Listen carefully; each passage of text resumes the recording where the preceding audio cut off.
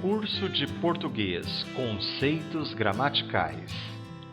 Objetivo do curso: os estudantes e interessados na língua portuguesa aprenderão a se comunicar em diversas situações, respeitando a norma culta.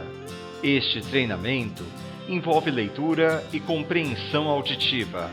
Ele é designado a todos os níveis de aprendizagem. Alguns conselhos antes de você iniciar sua aula. Prepare o seu ambiente de estudo. Ele deve ser calmo, tranquilo e livre de distrações. Estude no melhor horário possível.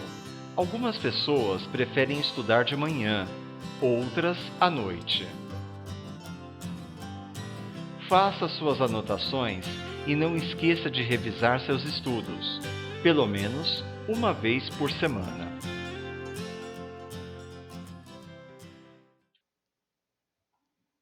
Escola Policultural, Centro de Treinamento Profissional. Aula 4. Emprego de palavras. Revisão. O uso dos porquês. Senão e senão. A e a. Mal e mal. Onde e aonde. Tópico 1. Revisão. O uso dos porquês. Na aula passada, nós falávamos sobre o uso dos porquês. Na língua portuguesa, podemos escrever a palavra porquê de 4 maneiras diferentes. E agora nós vamos fazer uma revisão para averiguar quando iremos usar cada uma delas. Porquê, escrito junto e sem acento, é usado para introduzir uma explicação ou uma causa. Exemplos: vá à escola porque é melhor. Foi ao médico porque estava doente. Porque, escrito junto e com acento, é usado como substantivo, sinônimo de motivo ou razão. Valquíria queria compreender melhor o porquê de preparar uma recepção tão glamourosa como aquela. Reparem que, neste tipo de exemplo, podemos substituir porquê como sinônimo da palavra motivo. Então, a frase ficaria assim: Valquíria queria compreender melhor o motivo de preparar uma recepção tão glamourosa como aquela. Ou ainda, Valquíria queria compreender melhor a razão de preparar uma recepção tão glamourosa como aquela. Porque, escrito de maneira separada e sem acento, equivale a pronomes relativos, tais como pelo qual, pelos quais, pela qual, pelas quais. Exemplo: são muitas as provações porque passamos. Também poderíamos substituir esse porquê pelo pronome relativo. Então, neste caso, são muitas as provações pelas quais passamos. O porquê, escrito de maneira separada e sem acento, também equivale a motivo, razão e causa. Contudo, ele é usado em frases interrogativas diretas e indiretas. Aqui temos 2 exemplos. O primeiro exemplo, o exemplo 1, é referente a uma frase interrogativa direta. Por que Cláudio fez aquilo? O segundo exemplo, o exemplo número 2, é um exemplo de uma frase interrogativa indireta. Não sei por que ele fez aquilo. Então, o que acontece? Quando temos uma frase interrogativa direta, já é certeza que estamos fazendo a pergunta diretamente para o interlocutor. Consequentemente, esse tipo de frase terminará com um ponto de interrogação. No outro exemplo, é uma frase interrogativa indireta. O porquê, ele não está no início da frase, ele está no meio dela. E nós, por estarmos tratando de um assunto relacionado a uma pergunta que foi feita, ou uma dúvida que temos no momento, um exemplo aqui nós estamos falando do Cláudio. Não sabemos por que ele tomou uma atitude, não sabemos por que ele fez aquilo. Então, se eu estivesse relatando a minha dúvida para alguém, eu poderia dizer, não sei por que ele fez aquilo. Esse porquê indica o quê? Não sei por que ele fez aquilo. Neste caso, é uma frase interrogativa indireta, ou mais precisamente, uma frase afirmativa. Por quê? Nós não temos o ponto de interrogação, mas ao mesmo tempo eu estou relatando uma dúvida. Outro detalhe, o porquê aqui ele não vem acompanhado do artigo, tal como o porquê que temos aqui nesse segundo exemplo, junto e com acento. O porquê, o motivo, a razão. Aqui nós não temos a presença do artigo definido.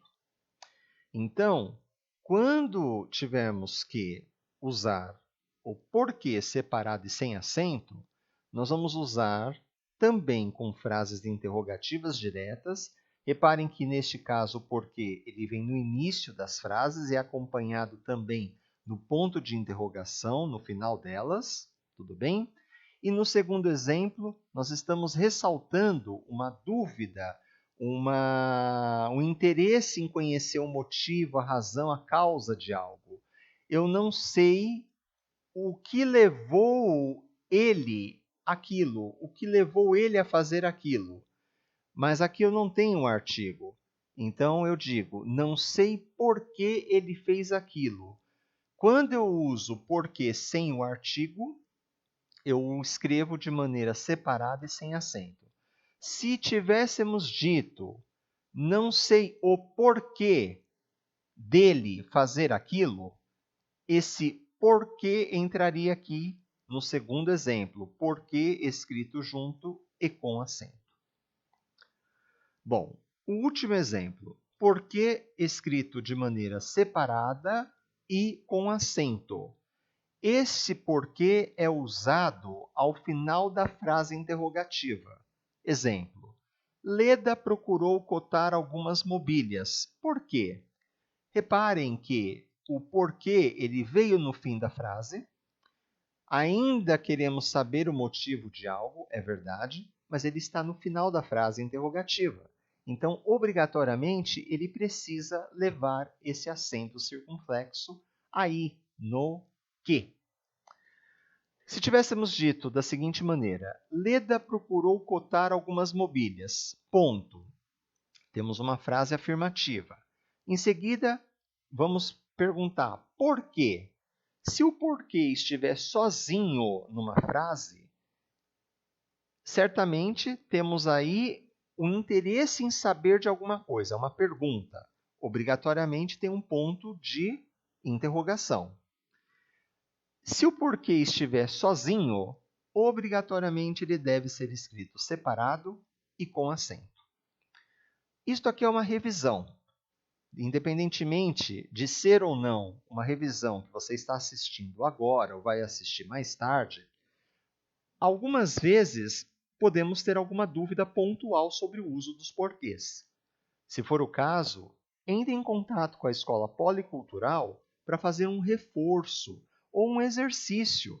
Por quê? Nós estamos aqui para ajudar você com seus estudos, para português, para concurso público, uma preparação de algum material, esclarecimento de dúvidas, uma revisão, como nós estamos fazendo. Nós estamos preparados para atender você da melhor maneira possível, tá bom? O importante é não sair com dúvidas. Anote suas dúvidas, entre em contato conosco pelo WhatsApp 15 98149 2011 e explique, olha, eu assisti a aula número tal, a aula 3 ou a aula 4, ou alguma outra aula que você viu em outra fonte, e também diga, eu gostaria de reforçar com algum exercício, com algum treinamento.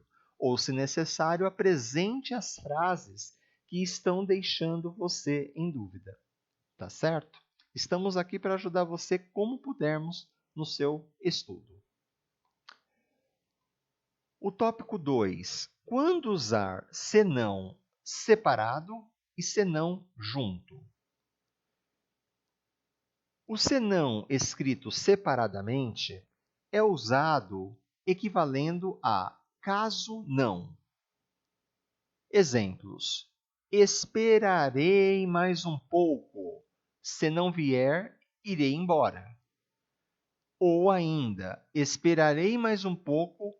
Caso não vier, irei embora. Vou detalhar. Esperarei mais um pouco. Se você não vier, irei embora. Caso você não vier, irei embora. Então, a frase em si pode ter o pronome pessoal oculto. Se você não vier, caso você não vier. Tudo bem? Já é um primeiro ponto. Segundo ponto, quando eu posso substituir a expressão senão por caso não, então é certo que esse senão será escrito de maneira separada. Outro exemplo, e olha aqui, o senão está no início da frase. Se não tomar o remédio, você não irá melhorar. Caso não tomar o remédio, você não irá melhorar. Terceiro exemplo. Confirme se não há janelas abertas, pois irá chover. Confirme caso não haja janelas abertas, pois irá chover. Por que ir lá se não havia alguém chamando-o? Por que ele resolveu ir lá caso não havia alguém chamando-o? Repare que nessas duas últimas frases, substituir por caso não é estranho. Por isso, nós colocamos aqui no enunciado equivalendo. Equivaler, pessoal, não significa que é exatamente igual, mas se tivéssemos que colocar a frase de outra maneira, poderíamos ter feito uso da expressão caso não e a frase não iria perder o seu sentido, tudo bem? Mas não é sempre que eu posso fazer essa substituição e muitas vezes isso pode gerar uma dúvida. Então, nas duas primeiras, caso não, posso substituir tranquilamente. Mas nas duas últimas frases, é estranho eu substituir por caso não. Veja só, confirme caso não há janelas abertas ou confirme caso não haja janelas abertas. Tudo bem? E no terceiro exemplo, por que ir lá se não havia alguém chamando? Por que ir lá caso não havia alguém chamando? Pois é, esse caso não na quarta frase, ele não está tão estranho. Mas na terceira, o verbo a, ele teria que ser conjugado, porque nós estamos indicando uma hipótese. Então aí teríamos que fazer uma conjugação no subjuntivo. Para evitarmos essas dúvidas, é importante lembrar que aqui, quando estamos tratando do senão, nós estamos falando de uma ideia contrária daquilo que se espera. Olha, esperar, não esperar. Se não esperar, o que acontece? Vir, não vir. Se não vir, o que acontece? Tomar o remédio, não tomar o remédio. Se não tomar o remédio, o que acontece? Há janelas abertas? Não há janelas abertas. Se não há janelas abertas, então qual é o problema? Por que ir lá se não havia alguém chamando-o?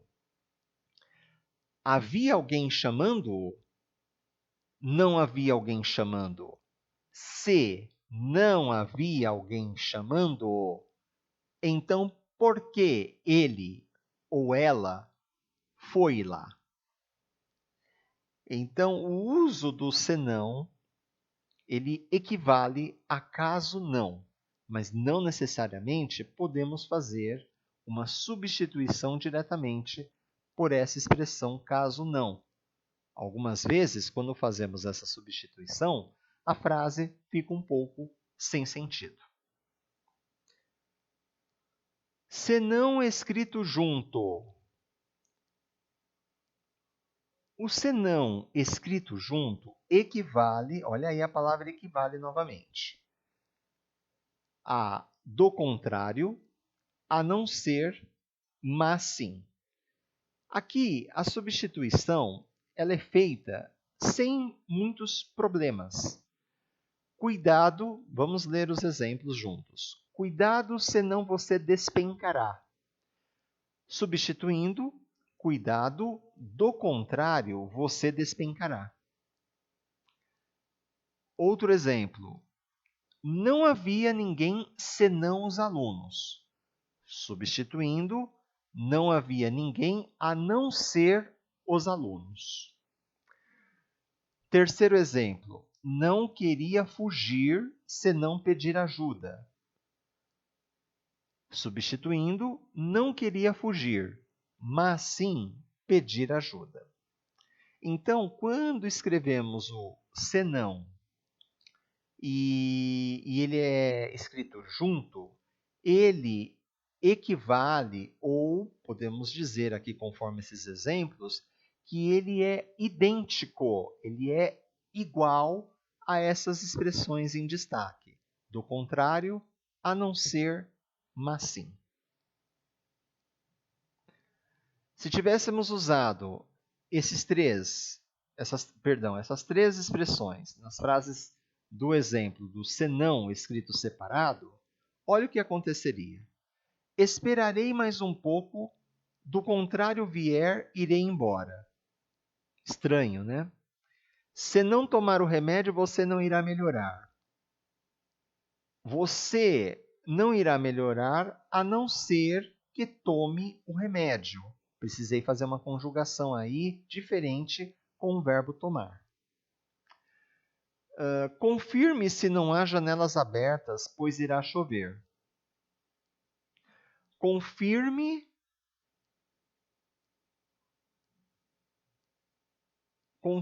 do contrário as janelas abertas, pois irá chover. Não há nexo, não existe um sentido claro. Então, quando a substituição ela não é possível, e ainda mais diretamente com essas expressões do contrário, a não ser e mais sim, então certamente o senão a ser considerado irá equivaler a caso não. Lembrando que uma substituição não necessariamente implica na conjugação do verbo, exceto em alguns casos específicos. O ideal é separe os exemplos, caso aparecerem outros, ou você ver outros em outros materiais, separe eles, anote-os no caderno ou alguma outra fonte de confiança e entre em contato conosco para dirimir as suas dúvidas. Quando usar a com H e acento agudo na letra A e A. O A escrito com a letra H e acento agudo no A é usado como equivalente do verbo fazer, indicando tempo decorrido. Vejamos os exemplos. Não o vejo há 2 meses. Ela partiu há 3 horas. Podemos substituir o a pelo verbo fazer. Então, conjugando esse verbo, temos faz. Vejamos agora. Não o vejo há 2 meses é a mesma coisa que dizer não o vejo faz 2 meses. Ela partiu há 3 horas. É a mesma coisa que dizer ela partiu faz 3 horas. Reparem que, substituindo um verbo pelo outro, a por faz ou faz por a, nós não temos uma alteração na frase. Então, nós fizemos uma substituição perfeita, sem problemas com a interpretação, com a conjugação verbal ou ou inflexionar outras palavras. Neste caso, fica fácil nós termos uma ideia do que devemos usar. Então, o A, com H e acento agudo na letra A, é usado como equivalente do verbo fazer. Agora, o A apenas, a letra A, como estamos vendo aqui, ele também é uma palavra, na morfologia, ele tem uma classe gramatical e é uma preposição. Vejamos os exemplos. Eu verei daqui a 2 meses. Ele estava a poucos metros do perigo. Silvia estuda 2 quarteirões daqui.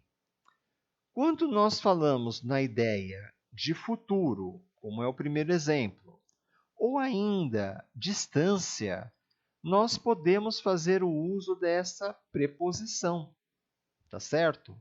Então, aqui eu não tenho como substituir pelo verbo fazer. Fica estranho. Eu verei daqui faz 2 meses. Não. Verei, futuro, ainda está para acontecer.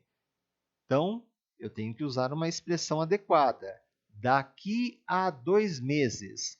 Eu verei em 2 meses. Eu poderia sim ter dito isso, sim, não tem problema. Contudo, nós estamos falando da questão de emprego de palavras. Então, aqui eu tenho uma ideia. Se eu tenho a palavra daqui e eu estou passando a ideia de prazo, então eu vou usar o a e esse a é a preposição, não é o verbo haver. Tá certo? Não é o a, com H, acento agudo na letra A, e sim a preposição a. Falei aqui nos 2 outros exemplos de distância, a poucos metros, a 2 quarteirões. Então, esse a é preposição. Ele não é escrito de outra maneira a não ser dessa maneira, como nós estamos vendo no exemplo. Ele estava a poucos metros do perigo. Silvia estuda a 2 quarteirões daqui. Reparem que isso é uma revisão. Naturalmente, podemos ter uma avaliação, uma prova, um exercício, do qual a dúvida pontual pode aparecer. Se você tiver essa dúvida, entre em contato com a Escola Policultural e fale conosco. Estamos aqui para ajudar você no que pudermos. Tópico 4. Quando usar mal e mal? Nós temos o primeiro mal aqui escrito com L e o segundo mal escrito com a letra U. E reparem, a fonética deles, o som é idêntico. As palavras mal e mal são exemplos de homófonas heterográficas ou heterográficas. O que significa homófonas heterográficas? Significa o seguinte: elas têm o som idêntico, homo significa igual em grego, fonas é som, som idêntico, portanto, hetero, diferente, gráficas, escrita. Então, são palavras escritas de maneira diferente, mas com sons idênticos. As palavras mal e mal, mal com L e mal com U, são exemplos de homófonas heterográficas. Mal é antônimo de bem. Portanto, é um advérbio. É um advérbio geralmente usado como modo. Quando usado como advérbio, não há variação. Essa palavra mal vai ser escrita dessa maneira mesmo que nós estamos vendo. Exemplo: o paciente foi mal atendido. Outro exemplo: Você fez mal em dizer tais coisas. Mal, com L, pode ser usado como substantivo. Neste caso, há variação em número. Então, aqui eu tenho um exemplo no singular e outro exemplo no plural. Primeiro exemplo, o mal jamais triunfará. Ele está no singular. Há males que nem deveriam existir. Este exemplo, eu estou flexionando, eu estou variando o substantivo mal para o plural. Então, eu estou falando de mais de um mal. Eu estou falando de 2 males, 3 males e assim por diante. Tá certo? Então, mal é antônimo de bem, pode ser advérbio ou substantivo.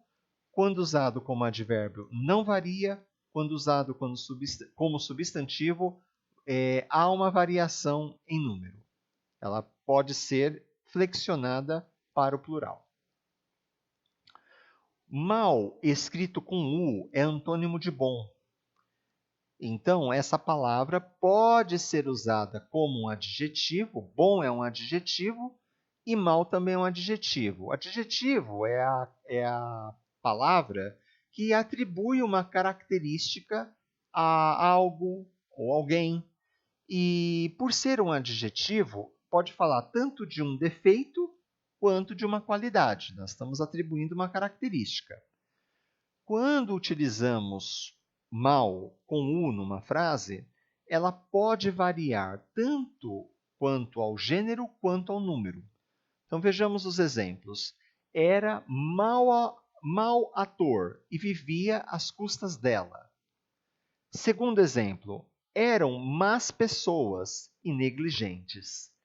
No primeiro exemplo, a palavra mal, ela atribui uma característica a quem? Ao ator. Ator é uma palavra de gênero masculino. O mal que estamos vendo aqui é um adjetivo que varia conforme o gênero que é usado. Então, mau ator. Se fôssemos falar de atriz, vamos colocar essa frase então no feminino. Era má atriz e vivia às custas dela. A palavra mal, ela variou. Por quê? Porque aí deixamos de falar de um homem e falamos de uma mulher. Falamos de um menino ou de uma menina, já sabemos que é alguém do gênero masculino e outra do gênero feminino. Então, mau ator, má atriz.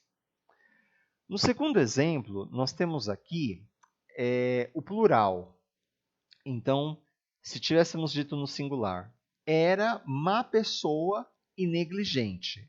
Pessoa é um substantivo feminino, má é um adjetivo que usaremos para descrever a pessoa em si. E esse adjetivo também está no feminino. No plural, conforme aqui na tela, eram más pessoas e negligentes.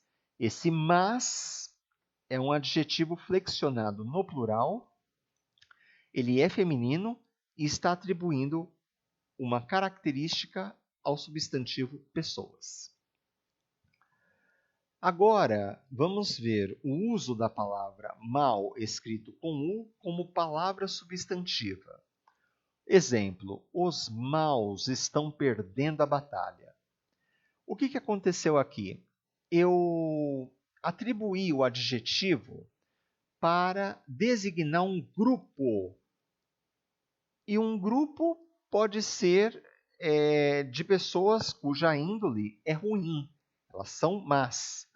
Então, ao invés de dizer as más pessoas, eu estou dizendo aqui os maus. Então, eu tornei o meu adjetivo uma outra classe, eu converti ele como um substantivo. Eu atribuí nome para um grupo. Os maus estão perdendo a batalha. Então, mal, usado como palavra substantiva, ele também estará presente. O mal está perdendo a batalha. Os maus estão perdendo a batalha. Um foi no singular e o outro no plural. Tópico 5. Quando usar onde e aonde? Onde. Onde indica um lugar fixo. É usado com verbos que indicam permanência ou estado. Estar, ficar, morar. Exemplos. Onde você estuda? Onde você está? Terceiro exemplo. A escola onde estudo é longe. Quarto exemplo. Este é o hospital onde nasci. Reparem que, nos dois primeiros exemplos, nós temos aqui uma pergunta, ou seja, é uma frase interrogativa direta. O onde está no início da frase. E quais são os verbos aqui trabalhados? Estuda, de estudar, está, de estar. Então, nós estamos falando de verbos que indicam permanência ou estado. Então, eu quero saber o lugar fixo onde você estuda. Eu quero saber o lugar onde você se encontra, onde você está. Por isso, eu tenho que usar onde. No terceiro e no quarto exemplo, nós estamos usando onde como um pronome relativo. Há muitas escolas, mas aqui eu estou falando da escola onde estudo. Há muitos hospitais, sabemos disso, mas eu estou falando aqui do hospital onde nasci. Então, esse pronome relativo, ele geralmente vai vir no meio da frase e ele também vai se referir a alguma coisa. Neste caso, temos que escrever onde e não aonde. O aonde, ele indica movimento com destino a algum lugar. Ele é usado com verbos com a preposição a. Por exemplo, ir, chegar, voltar.